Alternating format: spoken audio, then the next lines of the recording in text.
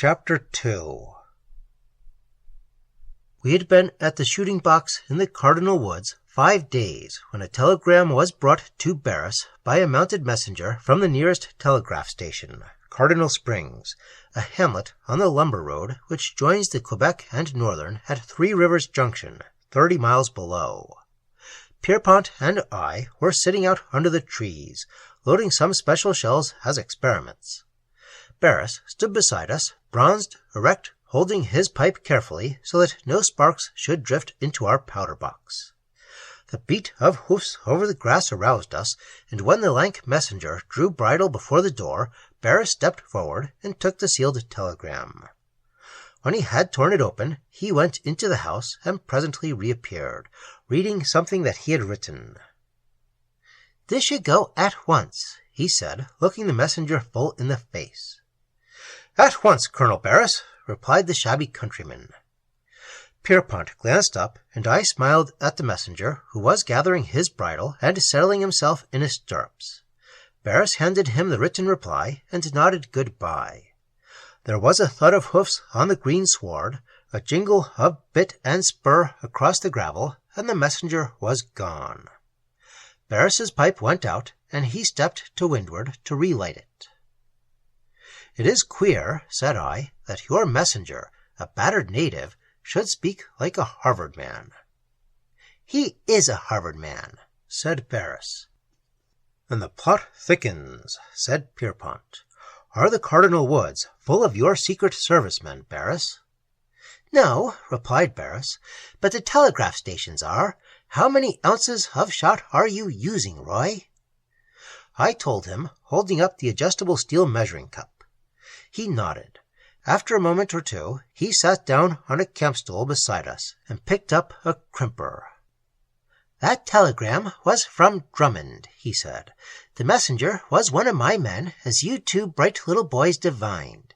Pooh! If he had spoken the Cardinal County dialect, you wouldn't have known." "His make-up was good," said Pierpont. Barris twirled the crimper and looked at the pile of loaded shells. Then he picked up one and crimped it. "Let him alone," said Pierpont. "You crimp too tight." "Does his little gun kick when the shells are crimped too tight?" inquired Barris tenderly. "Well, he shall crimp his own shells then. Where's his little man?" His little man was a weird English importation, stiff, very carefully scrubbed, tangled in his aspirates, named Howlett. As valet, gilly, gum-bearer, and crimper, he aided Pierpont to endure the ennui of existence by doing for him everything except breathing. Lately, however, Barris's taunts had driven Pierpont to do a few things for himself. To his astonishment, he found that cleaning his own gun was not a bore, so he timidly loaded a shell or two, was much pleased with himself, loaded some more, crimped them, and went to breakfast with an appetite. So when Barris asked where his little man was, Pierpont did not reply, but dug a cupful of shot from the bag and poured it solemnly into the half-filled shell. Old David came out with the dogs, and of course there was a powwow when Beaulieu, my Gordon, wagged his splendid tail across the loading table and sent a dozen unstopped cartridges rolling over the grass, vomiting powder and shot. "Give a dog a mile or two," said I. "We will shoot over the Sweet Fern Covert about 4 o'clock, David." "2 guns, David," added Barris. "Are you not going?" asked Pierpont, looking up, as David disappeared with the dogs. "Bigger game," said Barris shortly. He picked up a mug of ale from the tray which Howlett had just set down beside us, and took a long pull. We did the same silently. Pierpont set his mug on the turf beside him and returned to his loading. We spoke of the murder of Professor Lagrange, of how it had been concealed by the authorities in New York at Drummond's request, of the certainty that it was one of the gang of gold-makers who had done it, and of the possible alertness of the gang. "Oh, they know that Drummond will be after them sooner or later," said Barris, "but they don't know that the mills of the gods have already begun to grind. Those smart New York papers builded better than they knew when their ferret-eyed reporter poked his red nose into the house on 58th Street and sneaked off with a column on his cuffs about the suicide of Professor Lagrange. Billy Pierpont, my revolver is hanging in your room. I'll take yours, too.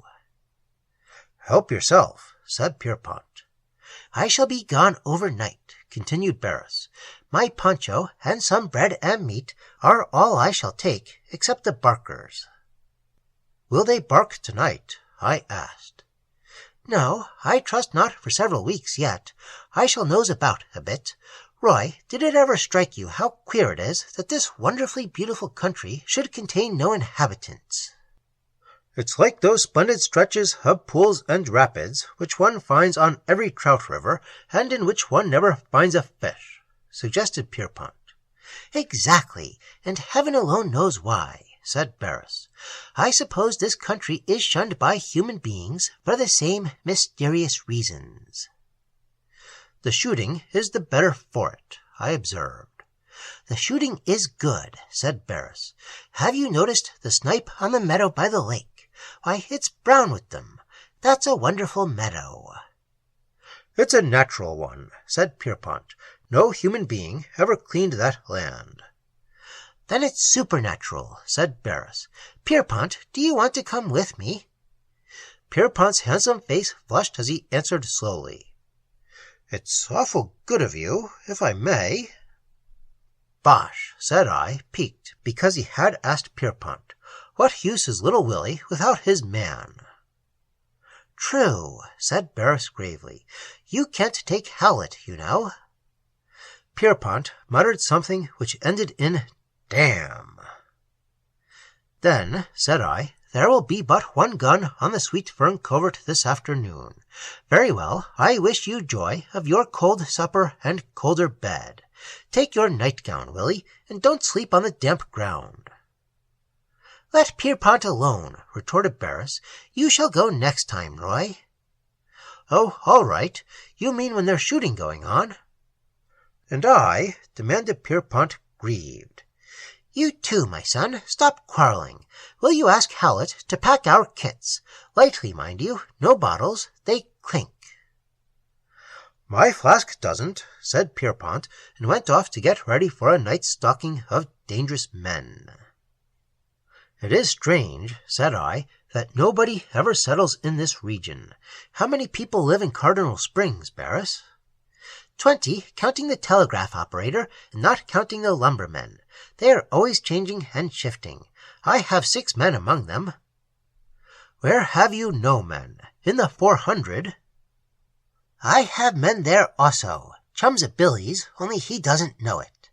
David tells me that there was a strong flight of woodcock last night. You ought to pick up some this afternoon. Then we chatted about alder cover and swamp until Pierpont came out of the house, and it was time to part. Au revoir, said Barris, buckling on his kit. Come along, Pierpont, and don't walk in the damp grass. If you are not back by tomorrow noon, said I will take Howlett and David and hunt you up. You say your course is due north. Due north, replied Barris, consulting his compass. There is a trail for 2 miles and a spotted lead for 2 more, said Pierpont. Which we won't use for various reasons, added Barris pleasantly. Don't worry, Roy, and keep your confounded expedition out of the way. There's no danger. He knew, of course, what he was talking about, and I held my peace. When the tip end of Pierpont's shooting coat had disappeared in the long covert, I found myself standing alone with Howlett. He bore my gaze for a moment, and then politely lowered his eyes. Howlett, said I, take these shells and implements to the gun-room, and drop nothing. Did Voyu come to any harm in the briars this morning? No harm, Mr. Cardenny, sir, said Howlett. Then be careful not to drop anything else, said I, and walked away, leaving him decorously puzzled, for he had dropped no cartridges. Poor Howlett.